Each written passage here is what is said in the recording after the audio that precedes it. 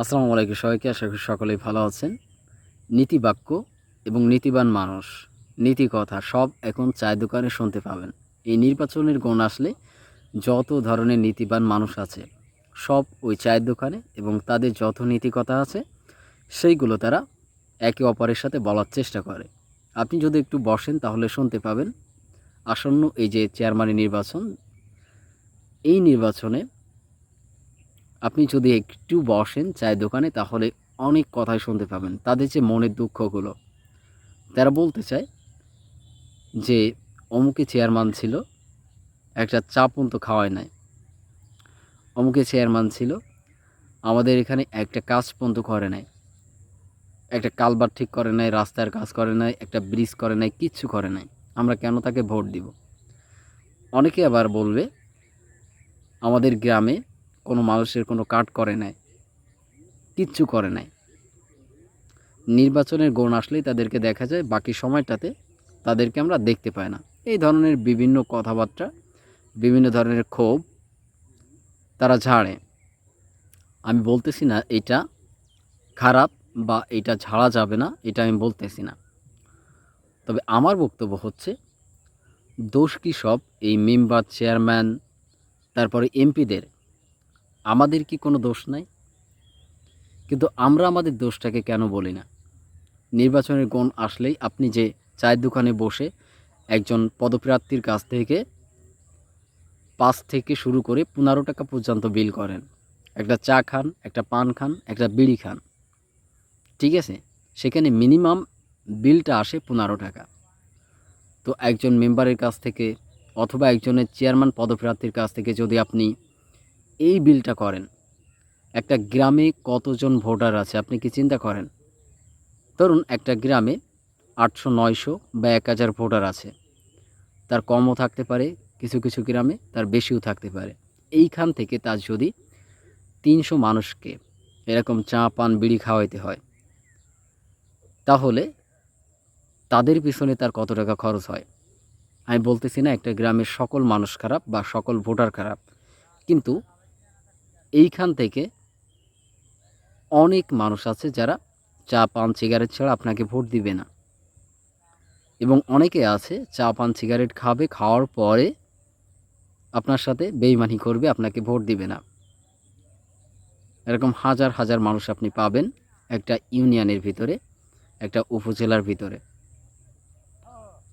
তো আমি বলতে চাচ্ছি যে একজন চেয়ারম্যান পদপ্রার্থীর যদি একটা গ্রামের পিছনে আমি ধরলাম 30,000 টাকা খরচ করলো, বা খরচ করা যদি তার লাগে শুধুমাত্র এই অখাদ্য খাওয়ানোর জন্য, শুধুমাত্র ভোট নেওয়ার জন্য, তাহলে একটা ইউনিয়নে কয়টা ওয়ার্ড আছে এবং কয়টা গ্রাম আছে, সেখানে কত হাজার টাকা তাকে খরচ করতে হয়? এবং আপনি কি চিন্তা করেছেন যে একজন চেয়ারম্যান পদপ্রার্থী পাশ করার পরে তার বেতন কত হয় এবং সে কত টাকা অনুদান পায় সরকার থেকে এই গ্রামগুলোর কাজ করার জন্য? এটা কি আপনি কখনো জানেন? আপনি জানবেন না, আপনার জানার প্রয়োজনও না। আপনার শুধু প্রয়োজন 1 কাপ চা, একটা সিগারেট, একটা পান। আবার অনেকেই আছেন যারা টাকার বিনিময়ে তাদের ভোটকে বিক্রি করেন। আমি শুনেছি একটা ভোটের দাম নাকি 200 থেকে শুরু করে 1000 টাকা পর্যন্ত বিক্রি করে।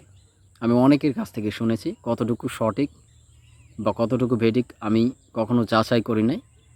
তবে আমি অনেক মানুষের কাছ থেকে এই কথাগুলো শুনেছি। তো এইটা যদি সত্য হয় যে একজন চেয়ারম্যানের যদি টাকার বিনিময়ে ভোট কিনে চেয়ারম্যানিতে পাশ করতে হয়, তাহলে পাশ করার পরে সে কি কাজ করবে এবং তার কাজ করা উচিত কিনা?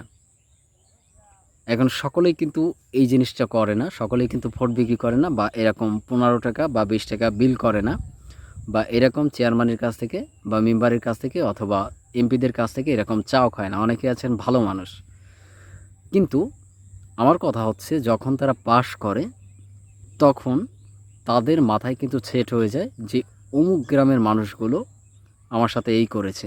যখন আমরা কোনো একটা কাজে চেয়ারম্যানের কাছে যাই, তখন কিন্তু তাদের যে রাগটা আমাদের পারে ঝাড়ে, এটা অটোমেটিক্যালি চলে আসে।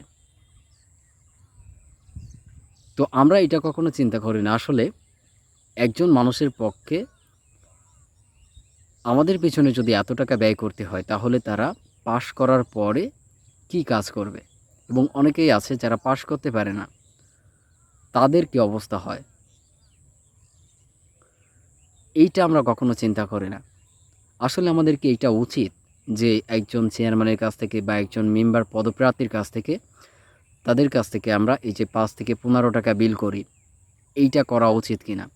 এখানে নিয়মটা যদি এইরকম হইতো যে একজন চেয়ারম্যান পদপ্রার্থী যদি আমাদের এলাকায় আসে ভোট চাইতে, তাহলে আমরা তাকে চা খাওয়াবো, আমরা তাকে পান খাওয়াবো, আমরা তাকে প্রয়োজনে যা খাওয়ানোর প্রয়োজন আমরা তাকে খাওয়াবো। তাহলে সেই ব্যক্তিটার পক্ষে নির্বাচন করা সহজ হতো কিনা এবং সে একটা গ্রামে কাজ করতে স্বাচ্ছন্দ্য বোধ করতো কিনা, এবং এইটার জন্য আমাদের সকল মানুষগুলো সুন্দরভাবে তার কাছে যেয়ে যার যে প্রয়োজন সেই প্রয়োজনগুলো মিটাইতে পারতো কিনা। আমরা কখনো এভাবে চিন্তা করি না, আমরা সব সময় নেগেটিভলি চিন্তা করি এবং সব সময় আমরা সুযোগ নেওয়ার চেষ্টা করি। কিন্তু সুযোগ নেওয়া হয়ে গেলে যখন আমরা ওই চেয়ারম্যানের কাছে যাই কোনো একটা কাজের জন্য, যখন সে ওই কাজটা করতে রাজি হয় না বা অনেক সময় বিভিন্ন দাবি দাবা করে বসে টাকা পয়সার, তখন আমাদের মনে যত নীতি কথা আছে, যত নীতিবাক্য আছে, সেই কথাগুলো আমাদের বের হয়। কিন্তু যখন সে নির্বাচনে দাঁড়িয়েছিল তখন তাকে আমরা বাধ্য করেছি এই কাজগুলো করতে, কিন্তু আমরা কখনোই এগুলো স্বীকার করি না। আমি বলতেছি না সব চেয়ারম্যান, সব মেম্বার, সব এমপি ভালো বা সকলেই ফেরেশতা, এমনটা আমি বলতেছি না। তাদেরও হাজার হাজার দোষ আছে, কিন্তু আমরা সাধারণ মানুষের যে দোষগুলো আছে সেইগুলো বের করার চেষ্টা করতেছি। আমাদের সাধারণ মানুষের যে ভুলগুলো আছে আমরা কখনো স্বীকার করতে চাই না, এইগুলো স্বীকার করার চেষ্টা করতেছি। আমরা সকলেই একটা কথা বলি, ১০ মিলে করি কাজ, হারি জিতে নাহি লাজ, কিন্তু আমরা কেউ এটাকে মানতে চাই না। আমরা শুধুমাত্র মুখে মুখে বলি, আমাদের নীতি কথাগুলোকে বের করি, মানুষকে শোনাই, সে আবার আরেকজনের কাছে এই কথাগুলো বলে, সে আবার একটু মজা নেয় এবং এইভাবে আমাদের জীবনটা চলতে থাকে। কিন্তু আমরা কখনো পরিবর্তন হই না।